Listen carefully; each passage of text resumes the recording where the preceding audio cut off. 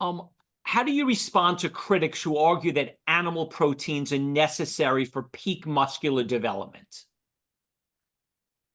That's a good question. I hear a lot less of those than I used to, which is heartening. Um, but there's still plenty of trolls on the internet still. Uh, Essentially, one of the best studies that you can point to was where they looked at, as a population, um, are vegetarians, vegans, the same body mass index and the same body composition as omnivores? The answer is no, they tend to be leaner. But in terms of lean body mass, the predictor of who was carrying the most lean body mass, i.e., muscle tissue, was protein intake. It was not animal versus plant whatsoever. So essentially, that means whether or not you're vegan, whether or not you eat animal products, the people who eat more protein tend to carry more muscle mass. And that's independent of exercise or anything else. And that also tells us that plant protein is perfectly adequate at building muscle. Um, you can also look at training studies, with protein matched and exercise volume matched training studies. A plant-based protein source is just as effective at stimulating muscle protein synthesis, at causing adaptation and resistance training. I myself, my experience has been I had to eat a little bit more after becoming vegan than I did as an omnivore. And I actually liken that to just an increase in my metabolic rate. I immediately lost body fat after transitioning to a vegan. And granted, this was, 17 years ago, but I had to eat a little bit more to maintain my weight and to gain muscle mass. But I had no problem gaining muscle mass. I was able to gain as much as I wanted. And that was actually an advantage because then dieting to get super lean for bodybuilding competitions became easier. I was able to eat more food while losing body fat, maintaining muscle mass. Thank you. Chef AJ, um, you mentioned conquering cravings in your book. What strategies do you suggest for managing cravings for unhealthy foods? So first, I need to know what the cravings are for. But in general, the answer is don't have the thing you're addicted to or that you crave in your environment. Make it difficult. Put a barrier between you and that item. So, for example, if you're an alcoholic, whether you've gone to rehab or not, it's probably not a good idea to have alcohol in the house. You can't help the fact that the world has alcohol, but you don't have to have it in your house. It's very hard, though, with food because we don't have to have cigarettes or alcohol or recreational drugs, but we have to eat at some point. But we have a choice of what we eat. And when you eat these hyperpalatable pleasure trap foods, they say they bang on your brain. They cause you to want to eat more of them. They don't have the same satiety as whole natural foods with the fiber, water, vitamins, minerals, phytochemicals, antioxidants, and micronutrients. But I have a saying that I'm known for, which is if it's in your house, it's in your mouth. And you have to make it so that it's not easy for you to get those foods. Cravings are like an itch. And the thing is when you have an itch, you want to scratch it, but it doesn't necessarily make the itch go away. Often it makes it worse. And when you indulge a craving, people think, well, if I indulge the craving will go away. It actually intensifies the craving. So sometimes you have to learn some strategies or techniques of delaying or redirecting. So every time you don't indulge that craving, that's what willpower is, by the way. And it's a short limited, it's a time limited resource, willpower, which gets depleted throughout the day. But every time you don't indulge that craving, you make it stronger. But I would argue that cravings for unhealthy food, and I believe Dr. Furman either has been or will be a speaker on the summit, he talks about that. It's often micronutrient deficiencies, because if you're not eating enough plant foods with good nutrient contents like fruits, vegetables, whole grains, and legumes, what your body is actually seeking these micronutrients, but people confuse that with hunger, and then they eat more macronutrients, hyperpalatable foods with high caloric value, but they're never really satisfying their fiber or nutrient intake.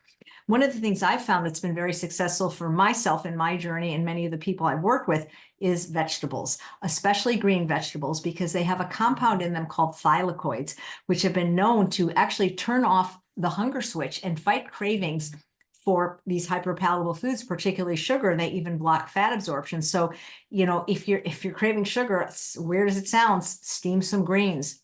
But sometimes you do have to go through some discomfort if you're having cravings. Sometimes cravings are psychological too. They're not just physiological. It can be a combination, but that just shows you that food addiction is real because, if your craving is for, a sweet potato and broccoli, indulge it. If it's for, a hot fudge sundae, there could be some emotional stuff going on. It's a kind of a complex problem, and to give my short answer probably doesn't do it justice, but just whatever the question tails the answer. Eats greens. Thank you. Karthik, just to clarify, when we're talking about alternatives to beef, chicken, fish, and dairy, there's two versions. There's the alternative meat, like made of pea protein or what Beyond Meat and Impossible makes.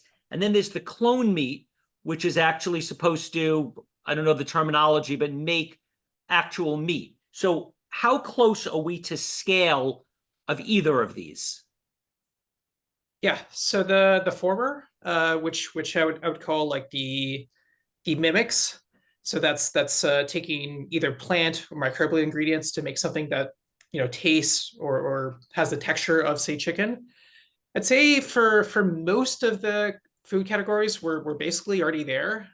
So for fluid milk, I would say we're pretty close. For like things like chicken, for things like beef, we're also pretty close. We're a little further away on things like cheese or steak.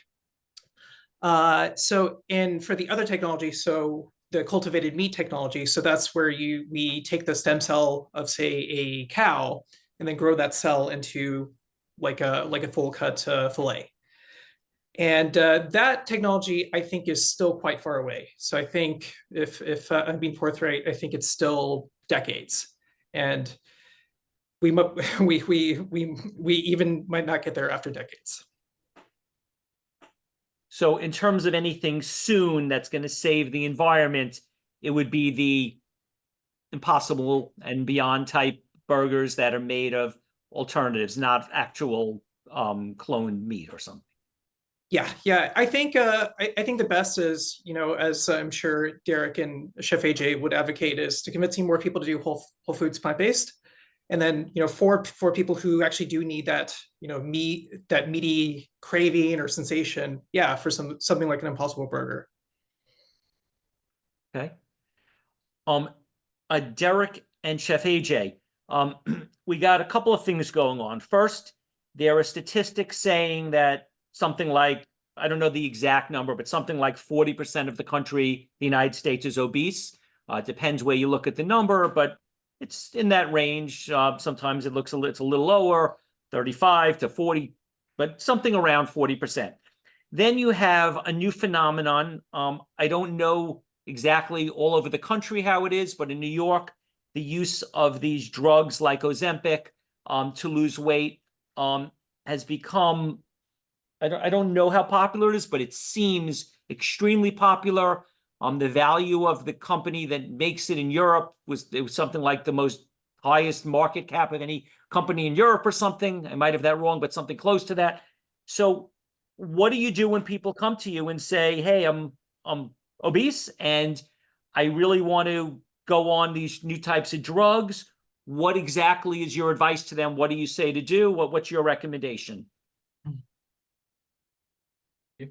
Well, they're very tempting because you lose weight much more quickly, obviously. And I don't think a lot of people are in this for the long haul. What a lot of people don't realize, unless they've followed my journey, is it took me 27 months to lose my weight, but I've kept it off for 12 years.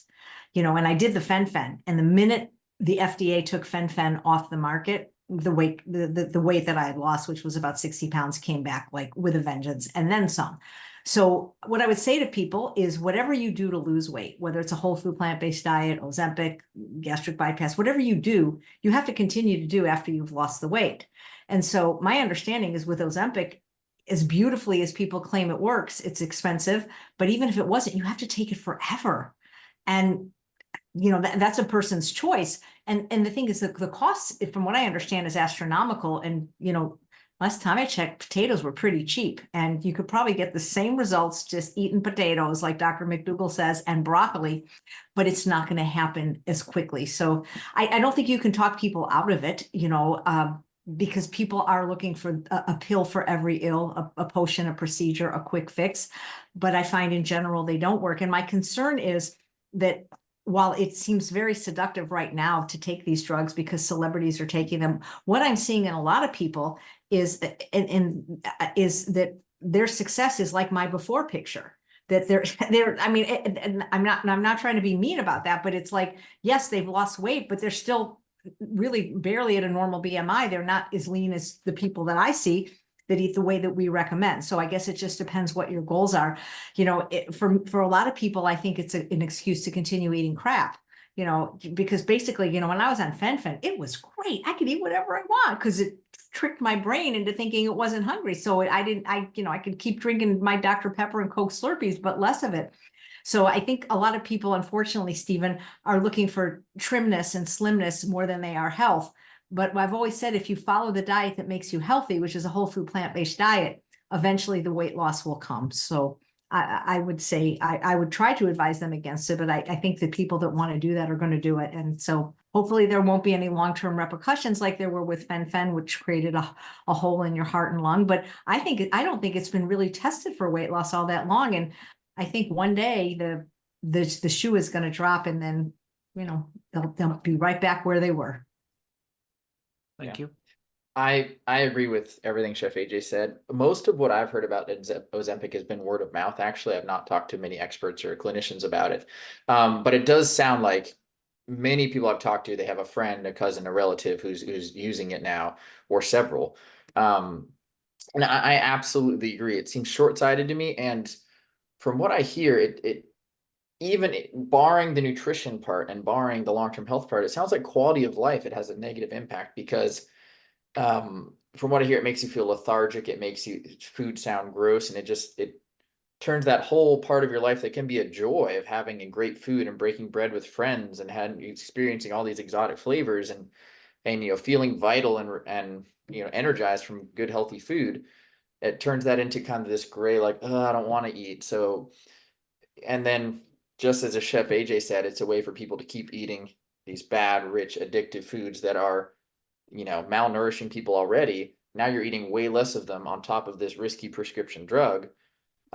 So health-wise, that can't be a good situation. So you're having less of this really processed food that's already not giving you what your body needs.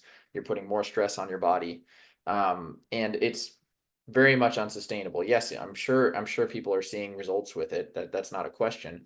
And I'm sure people are going to continue trying it because everyone wants that easy fix without having to apply themselves to change their habits. But the second you stop, the second it gets pulled from the market because it's dangerous, or the second you decide that, you know, you're tired of hating eating, then the weight's going to come back. So it's not a sustainable strategy. Thank you. Karthik, Jeffrey Smith, who speaks about GMOs, has pointed out that there is a GMO ingredient in Impossible Burgers. What is the general health profile of these alternative meat burgers? Are they a health food? Are they better than a real burger? Are they the same? Is it unknown? Is there any information on this? Yes. Actually, there's been quite a bit of work on this, and comparing to a classic beef burger, there's no question an Impossible Burger is healthier. It's got it's got less of like all the bad things. It's got less saturated fat. It's got more of the plant vitamins. And I'm sorry, I'm forgetting some of the other specific metrics, but the last I saw, it's pretty unassailable. The only thing that it doesn't compare well on is salt content.